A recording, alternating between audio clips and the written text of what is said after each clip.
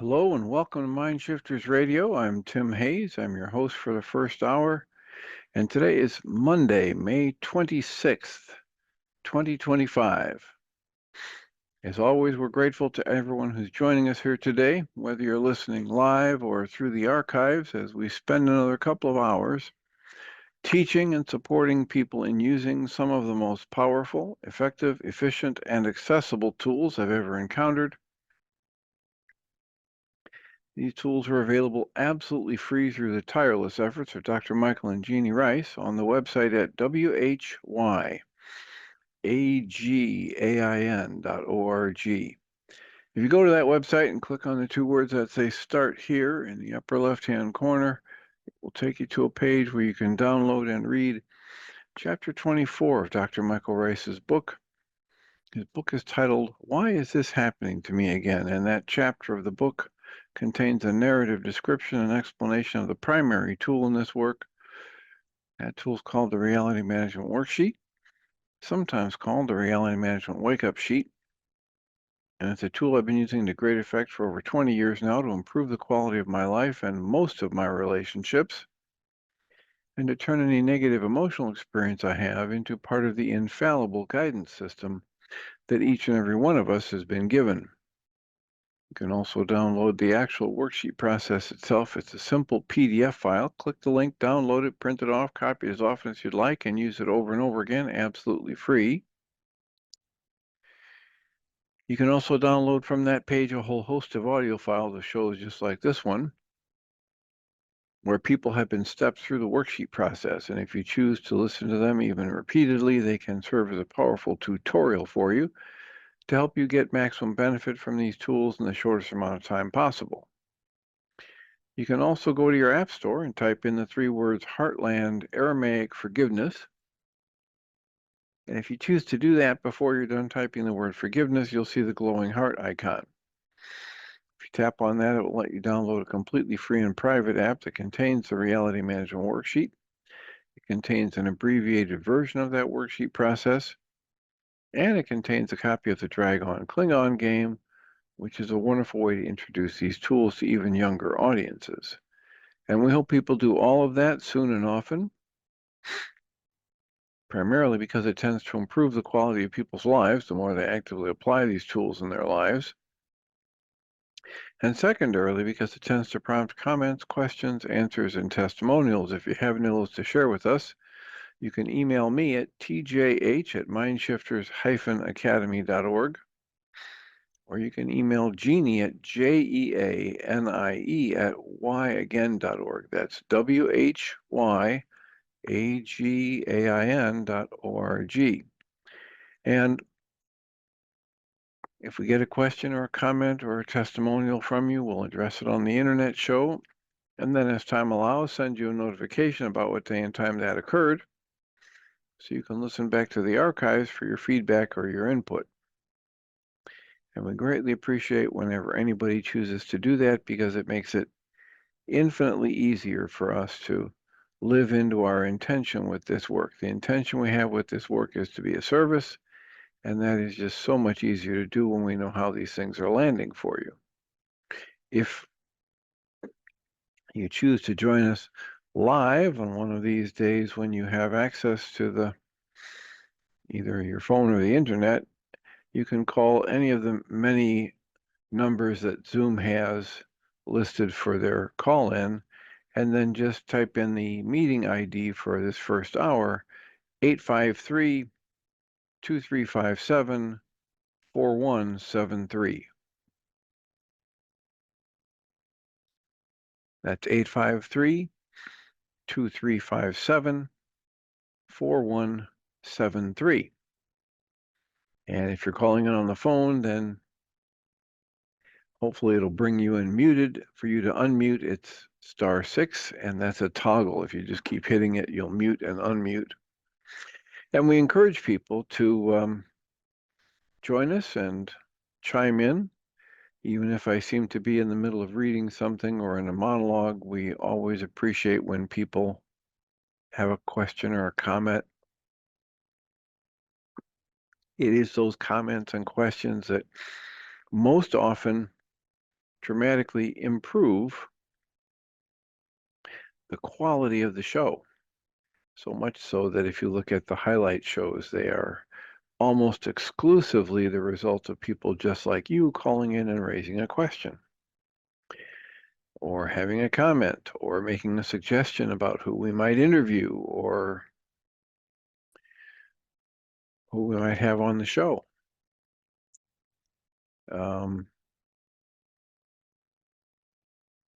That brings me to mind of a pre-interview conversation I had last Thursday, which led me to listen to a book on Audible these past 2 days. And I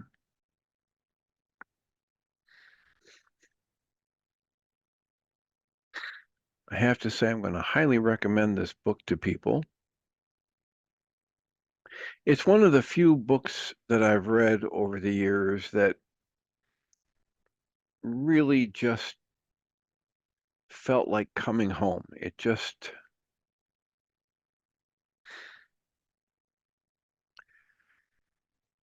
I wrote a note to the woman that suggested it to me, Chris Driscoll, and I told her that just that this book felt like coming home. It felt like Shirzad Chamine, who is the author, has clearly been tapping into some of the very same source material that I've been exposed to over the years. He even told a couple of stories that are the exact stories I've told in different presentations I've given over the years. So his recognition of how our mind-body energy system works and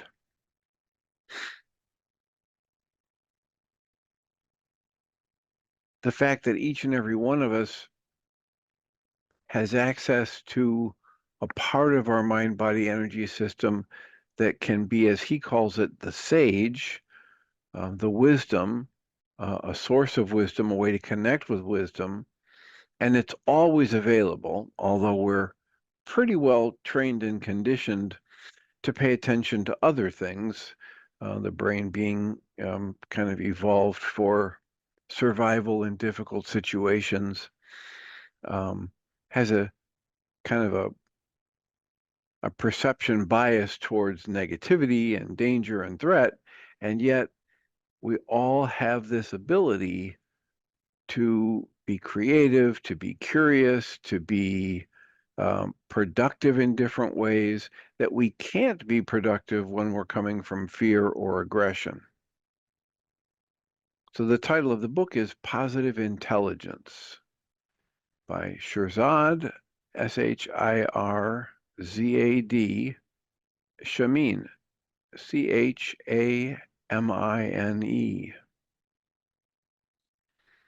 And I've actually paid for and sent copies of this to my 2 sons who are in their mid-30s.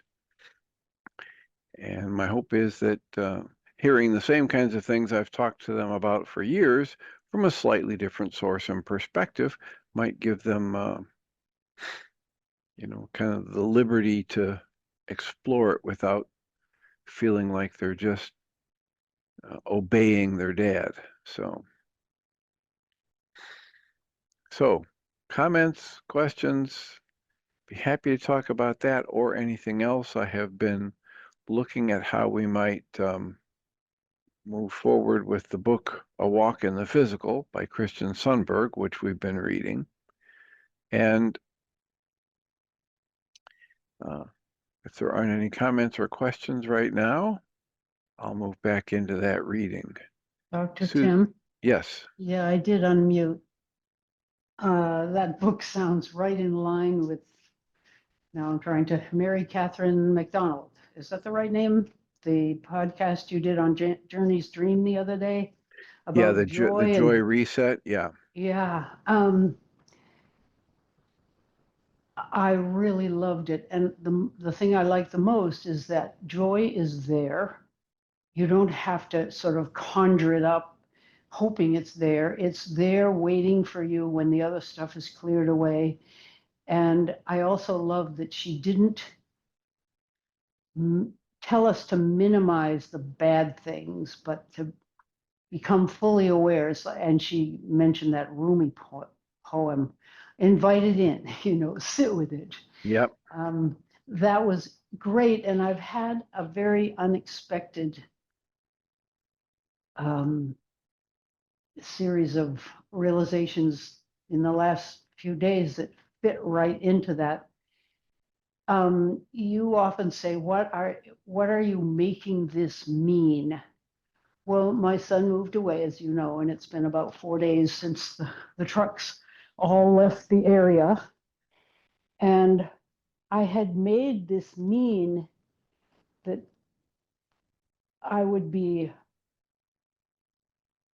very well. I would have to do a lot of work getting my balance, that it would be a shock to the system. I was all ready to experience all kinds of things. And Marwa, the woman who's living with us, said, how do you feel? And we talked, and she said, yeah, when I left my people in Iraq, I knew that I might never see them again. And that certainly put things in perspective, because my son and I are on the phone or whatever, and he lives 5 hours away. But the weird thing was, I woke up feeling fantastic. I think joy was sitting there waiting to show up. And the fantastic was, number one, he seems so well. So it isn't as if I'm going to have to worry about him from a distance. I've been worrying about him close range and trying to correct that, and doing with the tools, being helped tremendously in letting him have his life, including his panic attacks and anxiety and depression and not changing of career, but leaving his work as a doctor and then going back and then leaving and going back. This happened several times, leaves of absence that we didn't know where he would end up. And then finally, I think this is the final leaving, and he's dealing with a lot of feelings of guilt about leaving a career that he was good at and so forth. I've talked about that. But all of a sudden, I feel as if I've done this 20-year-long job of being a nanny to my grandboys and doing my work around the edges and loving the whole thing, but also loving not having to do it anymore. I was so surprised, and it's still holding. It's been 2 or 3 days, so I shouldn't jump the gun, but it's as if something happened that she seems to be talking about, Catherine Mary, or which way it goes. Mary Catherine McDonald. Yeah. So I just wanted to say that was a great interview, and it was like amazing timing to hear that. And I've subscribed now to your podcast, and you've got tons of them going back years. So yeah, we're at the 196 or 197 mark with this most recent one that I've scheduled. wow, that's amazing. Amazing, because it's along with the radio show and along with your work as a therapist. It's a lot. Well, and it's rewarding in various ways that there's these gems, and the Mary Catherine McDonald interview was lovely and useful, and now it's going to dovetail really nicely with this interview with Chris Driscoll. Yeah, And Chris was a professional opera singer for years, who then went and got her doctorate in the musical arts, and then was teaching, and then discovered that the people she was teaching, her students, their success in the singing of opera was less related to their voice quality than it was to their mental emotional state. Oh, yeah. And when she was able to land in this work called positive intelligence and get trained in it, she found that she was far better able to help these people, her students, Mm. and then that's become her new profession as a coach. She found that Wow. applying the principles and the techniques that are in this body of work called positive intelligence, she was able to change her perspective on her relationship enough to actually save the marriage. And then that was, the impetus for her to just dive into it even more fully. Is she still teaching? I think she's more this life coach. So that might Mm. include people that she teaches Mm-hmm. for opera, but it's more that she's got uh, a career as a coach now. Mm. Well, I'll look. That's going to come out in a couple of weeks. Yeah, we haven't done the interview yet. We had the Oh, pre-interview I see. call last Thursday, Mm. and I scheduled to interview her this coming Thursday right after the internet show. So I'm using my lunch hour for that on Thursday. Wow. And you said you read that book, Well, Positive Intelligence. I listened to it in the past 2 days as I was doing some driving. I went down to surprise a friend, and so and Mm. what I find in a book like that, where it is so much just like coming home, Yeah.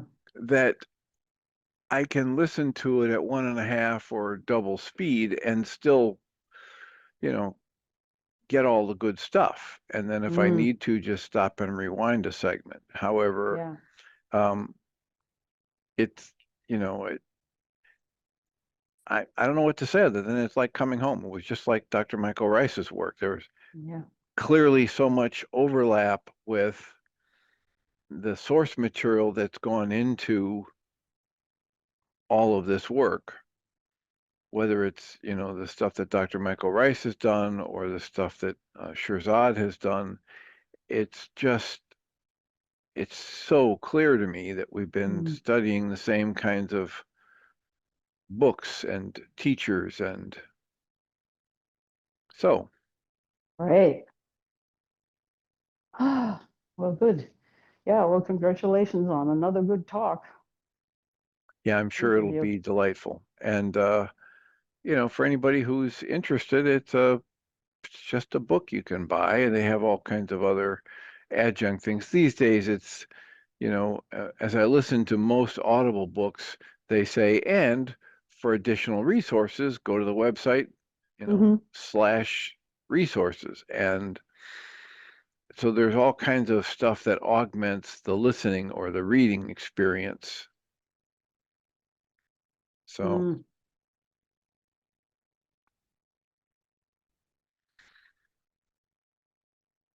so, So, there's such a blending of things like, um, the understanding that you have this inner wisdom, the understanding, which is, there's so many pieces that are similar to what uh, Dick Schwartz talks about in the internal family systems work.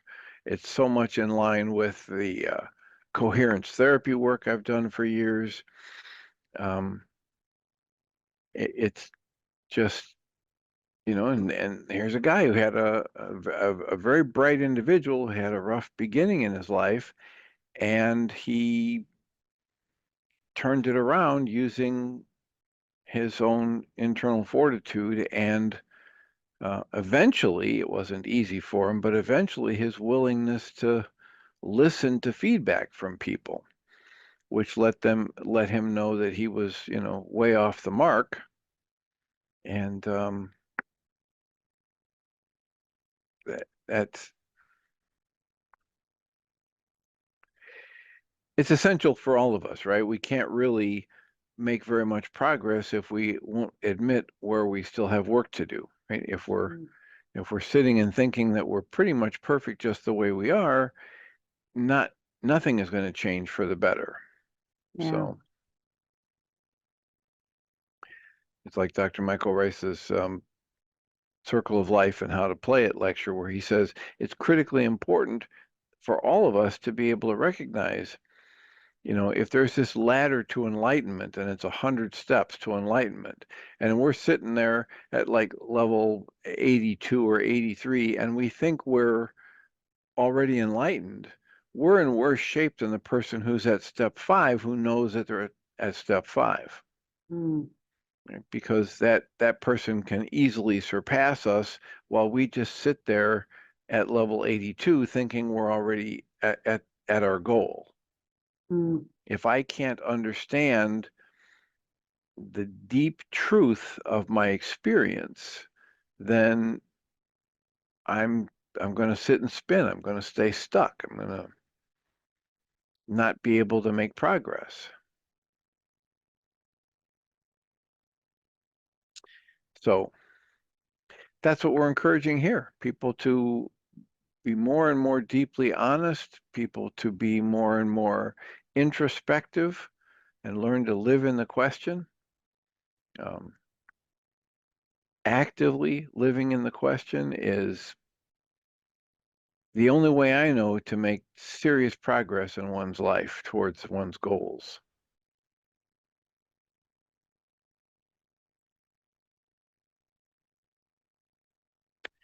And if you don't have anything else to add or comment right now, I would go back to the reading that we're doing from the book A Walk in the Physical. No, that's good. Thanks. I'll mute myself. Thanks, Dr. Tim. Okay. Blessings. Thank you for the call as always. I thought I would read from the category heading titled Meditation. And in this one, it's so, it's a nice springboard from the positive intelligence work because Shirzad talks about being able to step back and observe these different parts of us.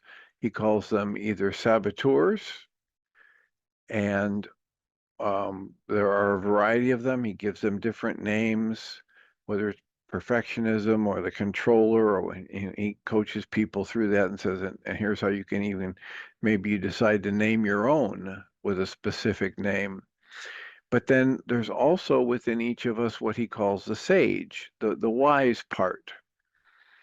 And how do you practice being able to focus on the wise part? Well, sometimes it's like this meditation business. You've got to step back and be the observer of the process rather than viewing yourself as being stuck in the process or have the process happening to you almost as though you're a victim.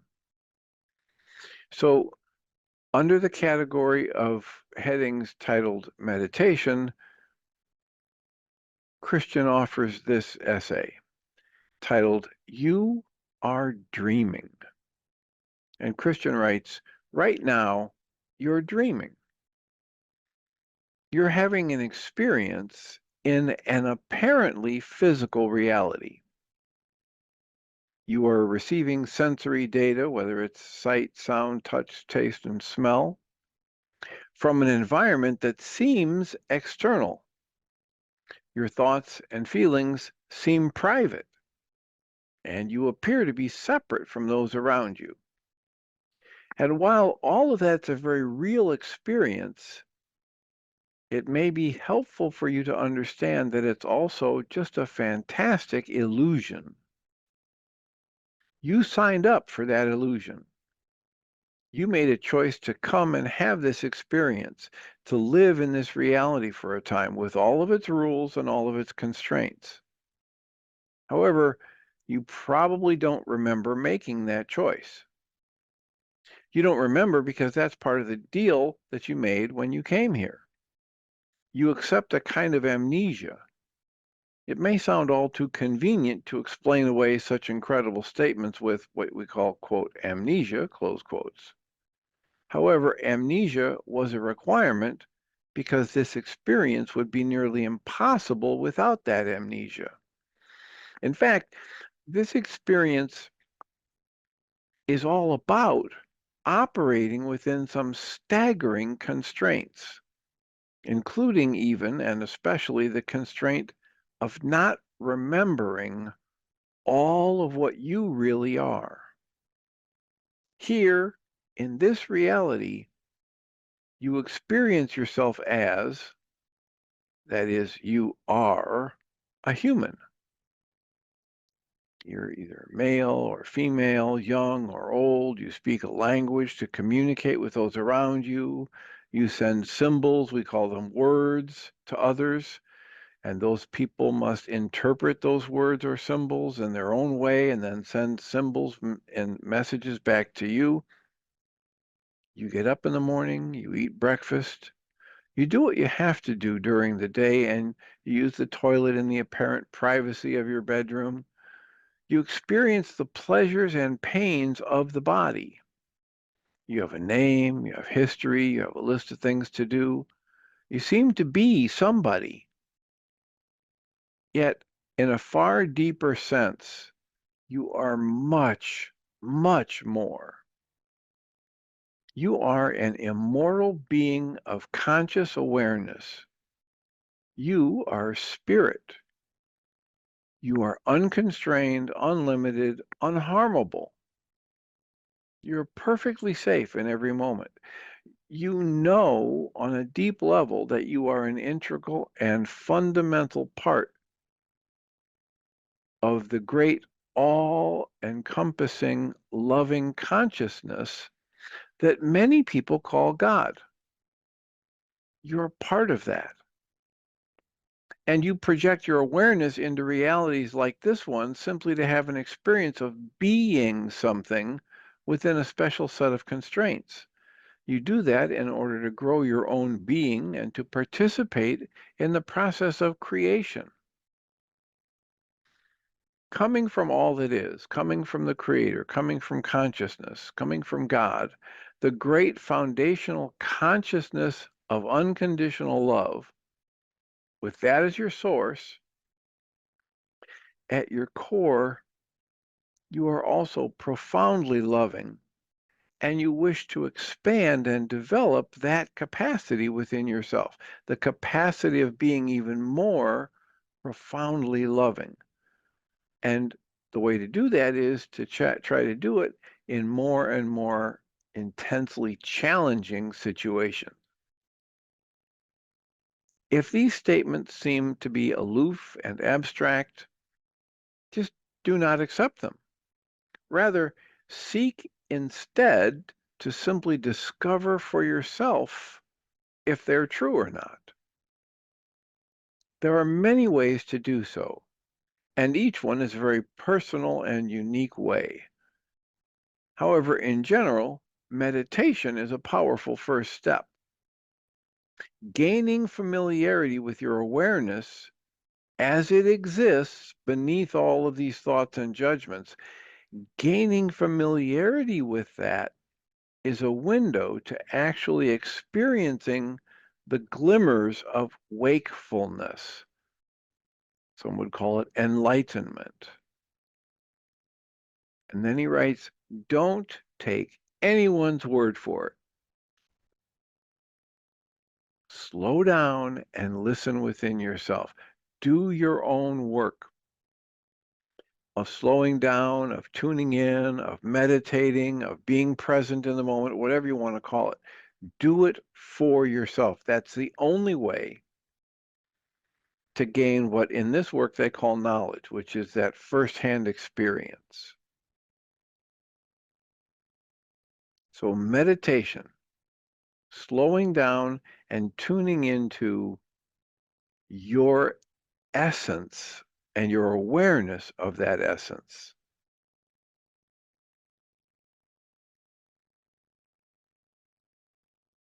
The next essay is titled Knowing Yourself. And Christian writes, really knowing yourself has nothing to do whatever with ideas that are floating around in your mind. Fundamentally, you are not your name, you are not your body, you are not your possessions, you are not your affiliations or your ideas. Rather than taking new ideas, even the ideas in this book, and then adding them to your idea of who you are in order to define yourself, instead, turn your attention toward full awareness in the very present now moment. Even if you cannot sense it in this moment, your awareness itself, your consciousness, transcends the forms that it is currently beholding and identifying with. Personally experiencing that is a matter of gently but consistently shifting your momentum of focus away from your thoughts and judgments and towards a quiet and full awareness of the present moment itself. And we call this process meditation. And yet, meditation is not an action. It is simply purposefully setting your alert attention toward being present in the current moment without judgment, in complete surrender, in complete allowance. In doing so, your awareness very gradually and naturally becomes less beholden to what you might call the data stream of thoughts and form in your current physical reality. That may sound strange, but to know your true self is not a foreign activity. It's a rather subtle yet joyful movement towards that which is, quote, most you, close quotes, and most comfortable to you. Being aware of yourself, your true nature, and everything that's going on in the moment is the most natural thing in the world. If you permit yourself to simply dwell with your awareness regularly, you will find that gaining familiarity with your true self is not only possible, it's also one of the most rewarding and freeing pursuits available to you while you're here in the physical.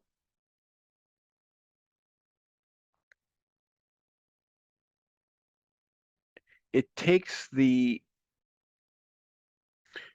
awareness that you've been conditioned to the opposite of this. You've been conditioned into trying to do things in a multitasking way. You've been conditioned to believe that your only value is when you're producing, something or for someone, or so you've been thoroughly conditioned to the idea that your value is a product of what you can produce, with your intelligence, what you can produce with your hard work, what you can offer people in terms of your emotions. And yet, what this work is pointing us to is that you have value just because you're alive, just because you have consciousness. It's not conditional upon anything. And the value that you have that's always there, always safe, always whole, it can't ever be chipped, dented, rusted, faded, or broken in any way, regardless of things you say and do in this physical realm.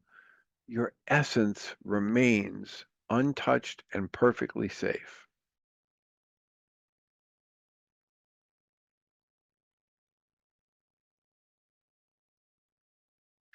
The next essay is titled The Treasures Within. And Christian writes, we are taught to constantly focus outside of ourselves. We have things to do, places to go, bills to pay, appointments to keep, people we need to interact with. We need to eat, sleep, walk, talk, and move. We think we are our physical bodies. And we perceive that other people are their physical bodies. We even tend to believe quite firmly that what is most real is that which is outside of us that can be verified by others. And yet, through meditation, one begins to get profound glimpses of a much larger truth. All that is taking place seemingly, quote, outside, close quotes, of us is in fact taking place inside of us. You are not the objects of your experience that have held your attention for so long. He writes in parentheses, the objects of your experience include both your perceptions of physical objects and your thoughts and your emotions, close parentheses. He writes, you are not whatever you're focusing on in the external world. Rather, those objects of your experience are arising and taking place within your awareness. The sense data that you experience when others can verify what is seemingly outside of you, that sense data is also taking place within your awareness of it. When you gently and gradually quiet your physically focused mind self and permit yourself to sink deeply into simply, quote, what is, close quotes, in this present moment, when you do that, you'll eventually find without any effort that there are treasures within you that go beyond all of the treasures of the physical world of form. How remarkable is it that such fantastic treasures go unnoticed by us while we are on the earth? Indeed, they often do, yet they do not have to. You can choose to take a few moments today to allow yourself to take even one gentle step towards actually dwelling quietly within your own awareness. If you can quiet your thought slash momentum sufficiently, you will at least expect it. When you least expect it, you may just sense the incalculable and unspeakably precious treasures that are in fact right there within you. So if you take a few moments today to allow yourself to take even one gentle step towards this being awake and aware in the moment, focusing only on your true nature and your awareness, and you quiet the raging torrent of your thoughts sufficiently, when you least expect it, you might just get access to this direct experience of the multitude of treasures that exist within you, within your own awareness, within your own consciousness.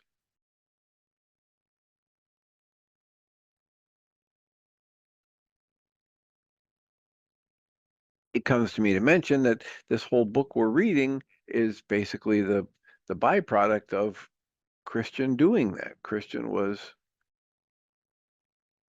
in his 20s and maybe pushing towards 30 when he ran across Thomas Campbell's work, My Big Theory of Everything, My Big Toe, volumes 1, 2, and 3. And in that work, Thomas Campbell says, look, just start meditating, do your own work, go inside yourself, tap into the resources that are there for you, that are there specifically trying to help you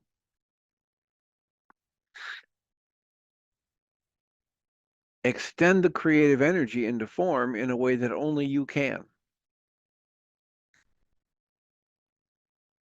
And so Christian decided to do that and started his meditation and began the practice and got diligent about it until one day in his meditation he remembered, oh my gosh, when I was born, I still remembered my pre-life experience. I remembered why I chose to come here.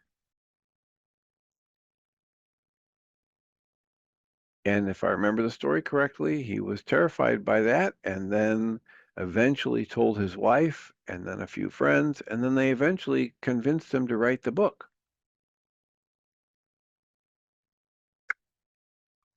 His fear was that they would see him as mentally unstable,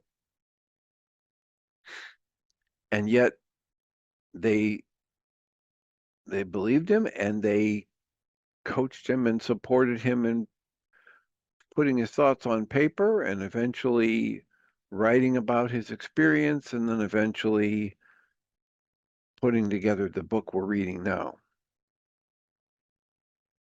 So the next essay in this section of meditation is titled The Jungle of Confusion. And Christian writes, we live in a jungle of confusion.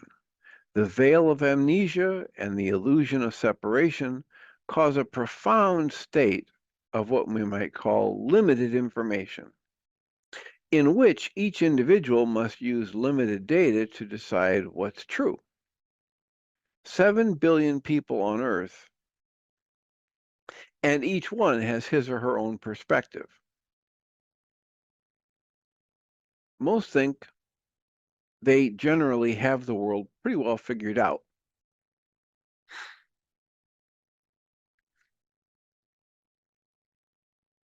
That's us in our arrogance. We think we pretty much have it figured out. We know what the world's about. We know why we're here.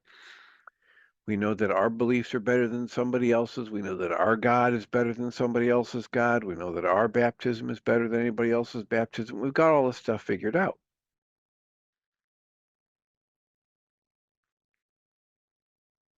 And because we think we've got it figured out, we spend an incredible amount of energy trying to tell each other what to think.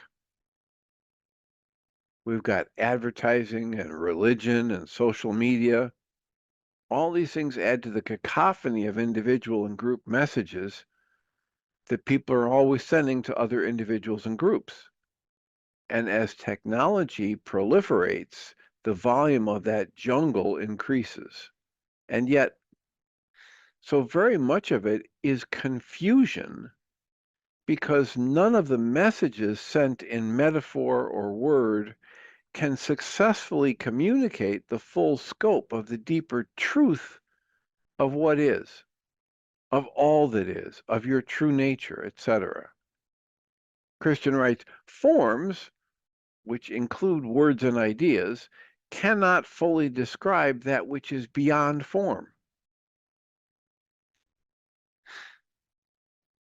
Since conscious awareness is your fundamental truth, the only way the individual can encounter deeper truth is by direct personal experience. Striving to experience deeper truth is a very individual and unique process that certainly cannot be articulated in words to you by someone else. However, one important channel can be identified.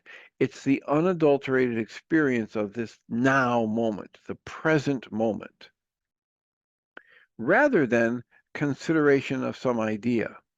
But it's this awake, aware experience of life in the present moment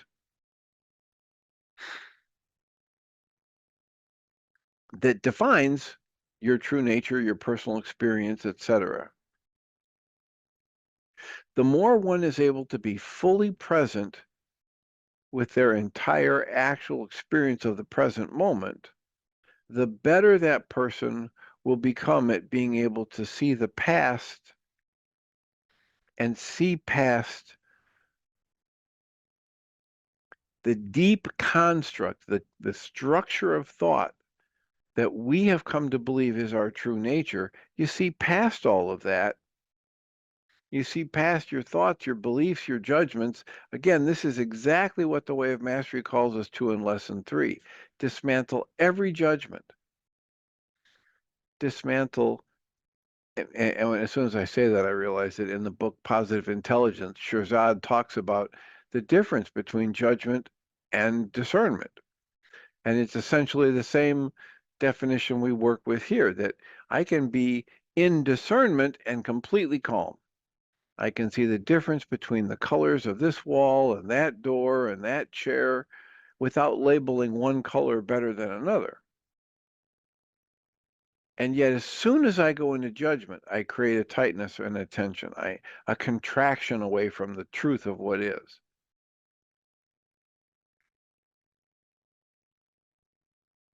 When we dismantle our judgments,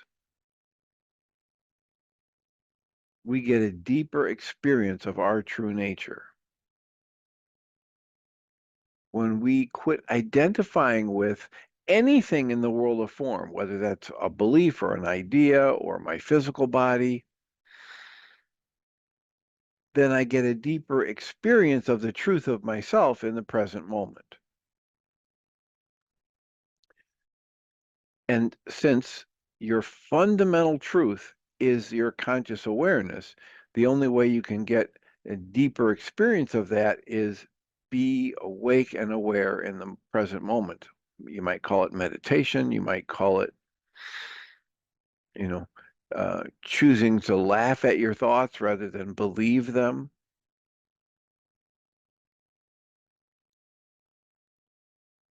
You cannot be told about the truth from someone outside of you. You must usher yourself into a direct experience that's different than anything you've had before.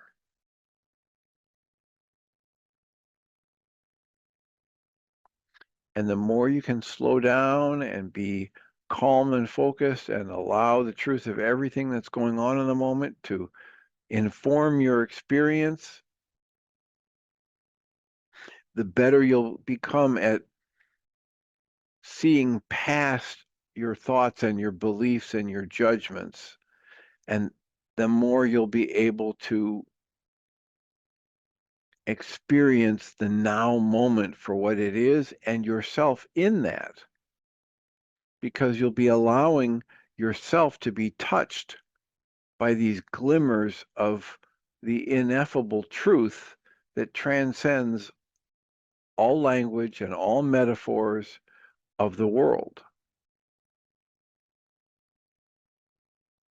Again, this essay is titled The Jungle of Confusion, and the last paragraph says, the sounds of the jungle can be very distracting, but fortunately, nothing can thwart your free will ability to choose to focus inward to that silence rather than focus outward towards the noise. So if you choose to do this, nothing can stop you. Your ego might try to stop you with chatter, but you don't have to value it above your own inner peace. Your past and beliefs might try to derail you by coming up and arguing that they're so important and without them you wouldn't have gotten here, etc. And yet you are always free to choose again. You're always free to live in the question.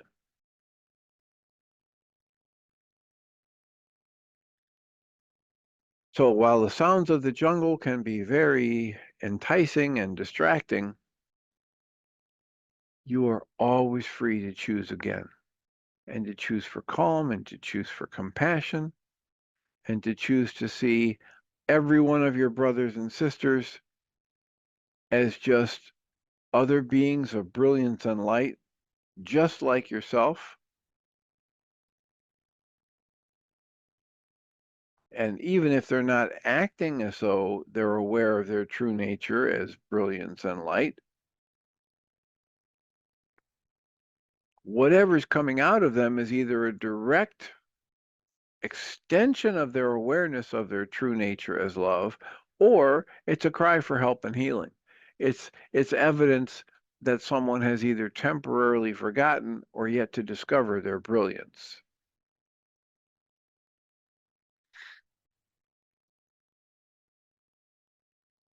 I mean, just try to think about it. This is a world full of people who've been trained by broken cultures and societies, and yet there's vastly more good going on in any given moment on this planet than there is negativity. And I have a regular, I was going to say, struggle on my hands when I'm trying to convince people of that when they're stuck in their story, their pain and their glory, as Michael Ryce would call it. People are absolutely agonizing. They're absolutely frustrated with the demands on their time and their emotions and the losses they've had to put up with, and the fact that no matter how many times they set a goal, they can't reach it. And they look at others and compare themselves to others and think so and so has it so much better. And why am I the one suffering with this and that? When people are focused on the negative, it's almost impossible to get them to acknowledge that in any given moment, while the negatives they're looking at are there, they're truly there, there's far more good going on. There are far more people on this planet in any given moment being loving, being self-sacrificing, being compassionate, being respectful, being helpful to others.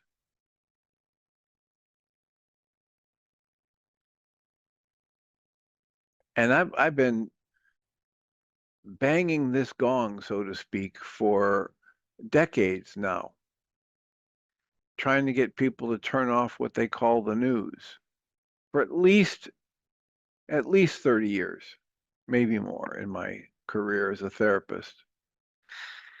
Because what people call the news isn't the news, it's just the worst of the worst, most sensationalized, most disruptive, most violent things that are happening around the globe. And yet, as I say over and over again, if that's the only thing that was happening, and if that was happening everywhere with everyone, we would have driven ourselves to the brink of extinction or beyond hundreds, if not thousands of years ago.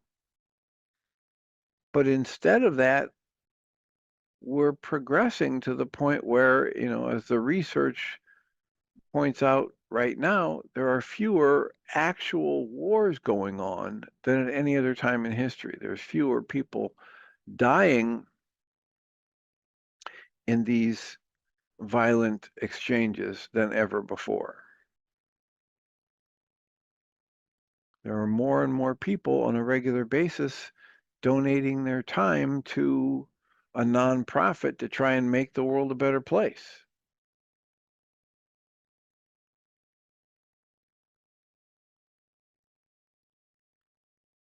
And if you are aware of that, if you focus on that, if you choose to keep your vigilant awareness going at the earliest warning signs that you're starting to attach to a pattern of thought or become identified with one thing or another, that you soften and breathe and just let it go so that you don't begin to crystallize your life experience around the form that seems to be so in your face in the moment. And you step back and tap into your true essence, which is the consciousness, and your connection to that consciousness, which gave rise to you, which can never be severed.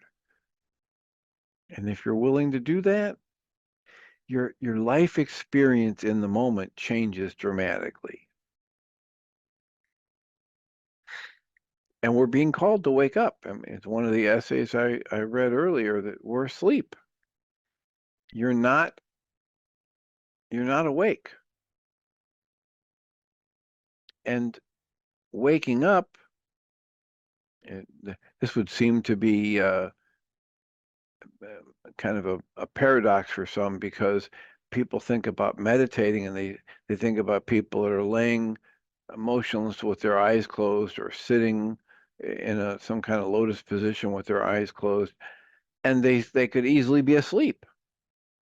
And yet that meditative state is far more awake than most of the people who are walking around, driving a car, performing some function at work from their autopilot setting, from what Guy Finley would call the mechanical level of mind, or what Michael Ryce would call the 9-bit mind. Most people who are out and about operating on autopilot are more asleep than someone who's sitting with their eyes closed, meditating, actually tapping into awareness of their true nature and the true nature of those around them.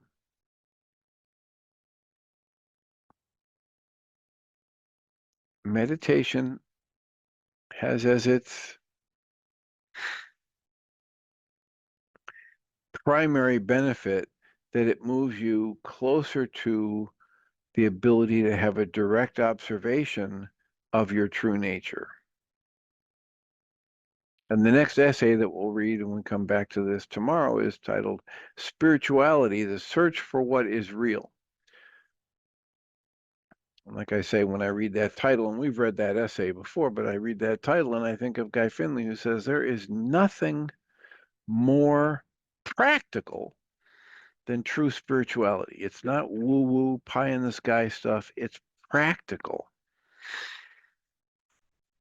It's useful at profound levels for you to wake up to your true nature, for you to be able to tap into your own inner guidance. Shirzad Chamine would call it your sage, the part of your mind that can give you really good, productive advice, that's always going to be compassionate, that's always going to be balanced and loving, that's always going to be, the best for you and those around you. It's not a selfish, self-centered, critical, bitter part of your mind that's been conditioned by thoughts about loss and separation. This is the part of your mind that's able to tap into your true awareness of your true nature. And we've all got access to that. And you could call it your unconscious, you could call it your sage, you can call it Ruka Takucha, that elemental force specific to humans that's been implanted in you by your creator, that's there to break off the effects of your errors in thought and guide you to truth and happiness if you just ask it to. And as so many of these teachings say, you can get better and better at strengthening that awareness, keeping your focus on that awareness. I mean, it's literally what Shirzad Chamine says in his book, Positive Intelligence, is essentially the 5 keys to the kingdom from the way of mastery. That there is this internal access you have to the way the energy of creation wants to express uniquely through you in each moment. And you can learn to align with that. You can learn to identify it. You can learn to keep your intention focused on it throughout the day. You can learn to quickly identify and release any resistance you have to the flow of life. You can learn to surrender to that energy and that sense of wisdom, internal sense of guidance. And when you do, your life is just going to start getting better by leaps and bounds. So I thank you all for being here. The second hour today will be, it's a recording. You can get it on Podbean. I think they're going to try to broadcast it on Zoom, but when I tried to tap into that on Friday, it wasn't available live. But Podbean, Michael and Jeanie are in an intensive this week, and I will be back again tomorrow at 11 Central. So thank you all for being here. I'll remind us all that we come from love. We're made of the stuff we call love. We actually are love, and everything else is false. Blessings.